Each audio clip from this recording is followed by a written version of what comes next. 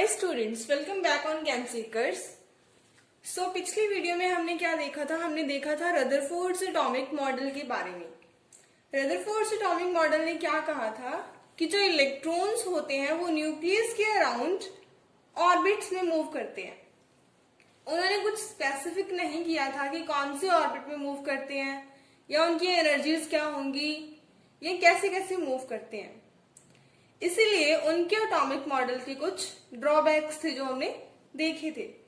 उसके बाद एक साइंटिस्ट आए, नील्स बोहर। उन्होंने रदरफोर्ड्स के मॉडल को ही लिया और उस मॉडल को मॉडिफाई करके अपना एक एटॉमिक मॉडल दिया जिसका नेम था बोहर्स एटॉमिक मॉडल। तो अभी बोहर्स एटॉमिक मॉडल के अकॉर्डिंग क्या था, बोहर ने ये स्पेसिफाई किया कि जो इलेक्ट्रॉन्स हैं वो ऐसे ही किसी ऑर्बिट्स में मूव नहीं, ऐसे सारे ऑर्बिट्स में मूव नहीं करते, वो कुछ फिक्स्ड ऑर्बिट्स में मूव करते हैं। और बोहर ने उनकी एनर्जीज को भी स्पेसिफाई किया। सो अभी हम पढ़ने वाले हैं developments leading to the Bohr's atomic model, कि वो कौन कौन से ऐसे डेवलपमेंट्स थे या कौन कौन से एक्सपेरिमेंट्स थे जिनसे आइडिया लेके बोहर्स ने रदरफोर्ड्स के एटॉमिक मॉडल को मॉडिफाई करके अपना एक एटॉमिक मॉडल दिया। सो अभी हम उन्हीं चीजों के बारे में पढ़ने वाले हैं। So now we will discuss about the two developments that played a major role in Bohr's atomic model, कि ऐसी कौन सी दो डेवलपमेंट्स थी जिन्होंने बोहर के एटॉमिक मॉडल में एक मेजर रोल प्ले किया।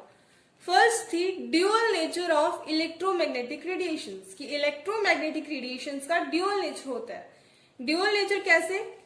कि उनका पार्टिकल नेचर भी होता है और उनका वेव नेचर भी होता है। इनके बारे में हम डिटेल में पढ़ेंगे एक्सपेरिमेंट्स के थ्रू, कि कौन कौन से एक्सपेरिमेंट्स थे जिन्होंने प्रूव किया कि इनका पार्टिकल और वेव नेचर दोनों होते हैं।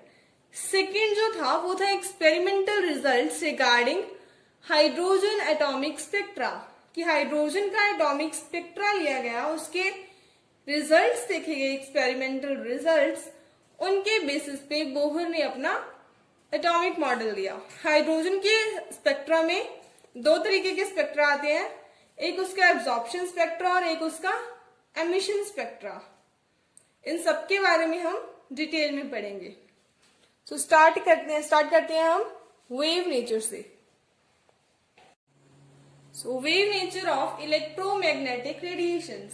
इलेक्ट्रोमैग्नेटिक रेडिएशंस के वेव नेचर के बारे में डिस्कस करने वाले साइंटिस्ट थे James Clark Maxwell.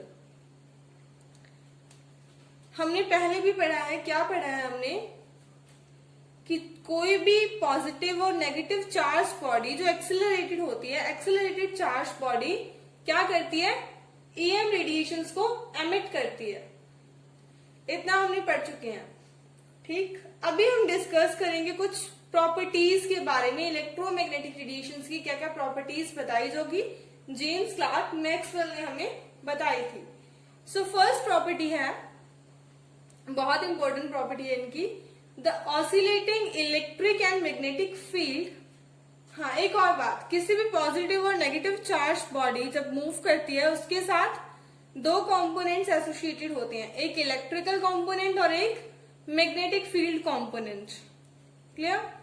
The oscillating electrical and magnetic field produced by charge particles are perpendicular to each other and both are perpendicular to the direction of propagation of waves.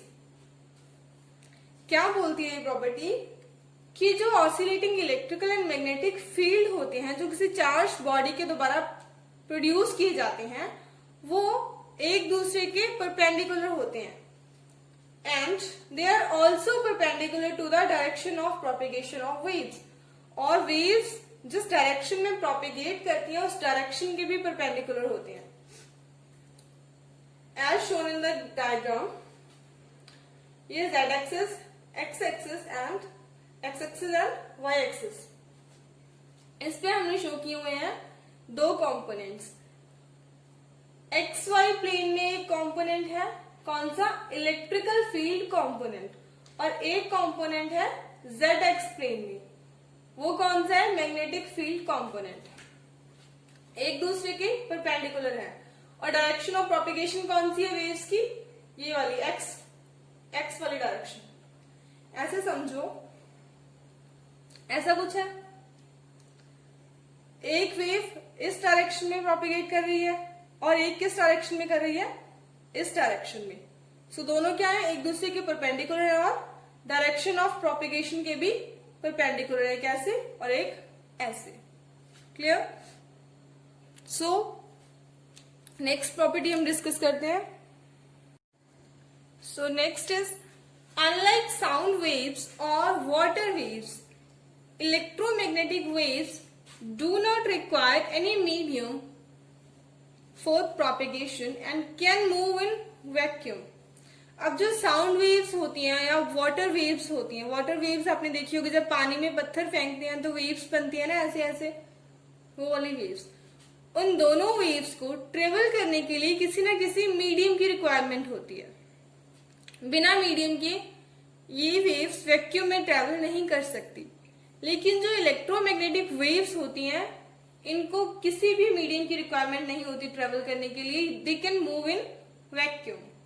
Third property है, there are many types of electromagnetic radiations that differ from one another in wavelength और frequency, कि हमारे पास काफी तरह की electromagnetic radiations होती हैं जो एक दूसरे से डिफर करती हैं, किसमें, वेवलेंथ में या फिर फ्रीक्वेंसी में डिफर करती हैं।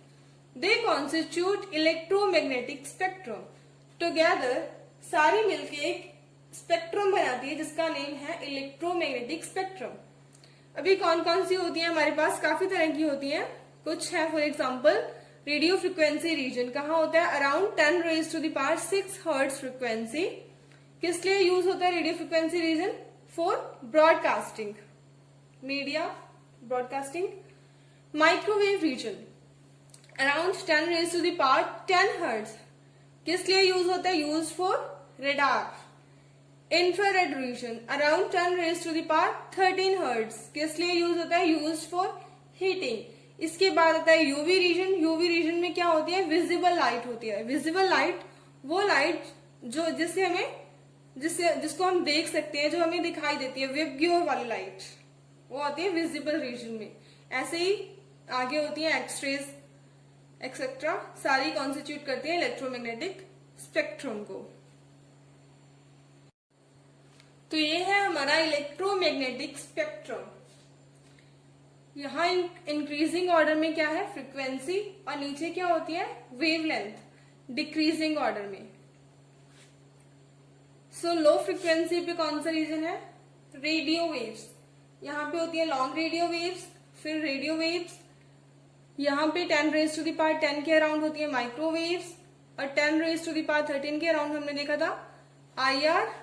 उसके बाद यूवी विजिबल, दोनों इकट्ठे होते हैं। ये यूवी रीजन है और ये विजिबल रीजन है।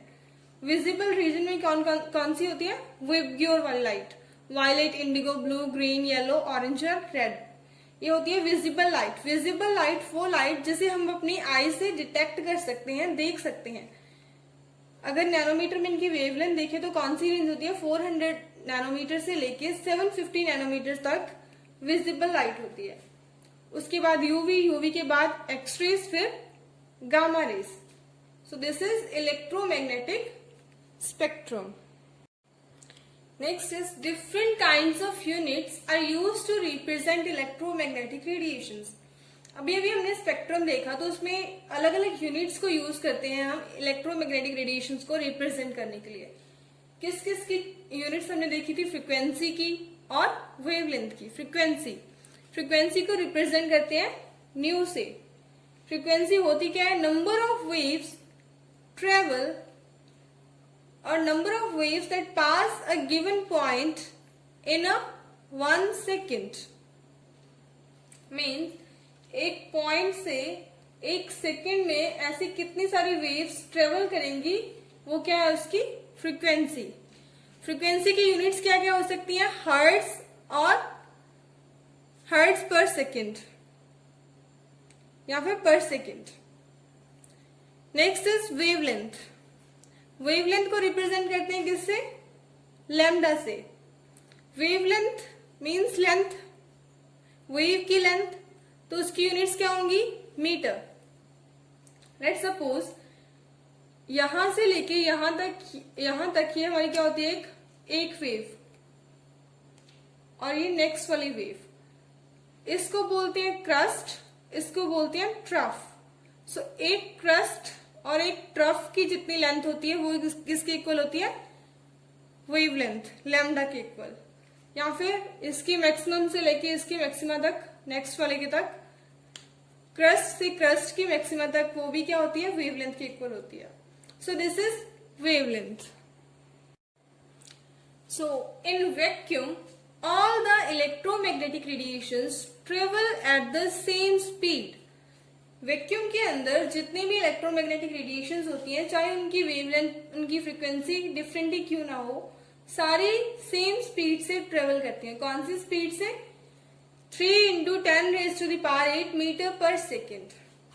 ये किसकी स्पीड होती है, ये होती है स्पीड ऑफ लाइट, लाइट की स्पीड। किससे रिप्रेजेंट करते हैं, सी से। एक इंपॉर्टेंट रिलेशन होता है स्पीड ऑफ लाइट, फ्रीक्वेंसी और वेवलेंथ के बीच, वो क्या होता है, C, speed of light equals to nu lambda. Speed of light equals to frequency into wavelength.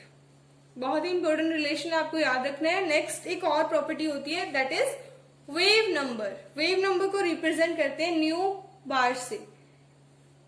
Number of wavelength, इसको हम बोल सकते हैं कि ये वेवलेंथ का ही नंबर होता है कि कितनी नंबर ऑफ वेवलेंथ प्रेजेंट है।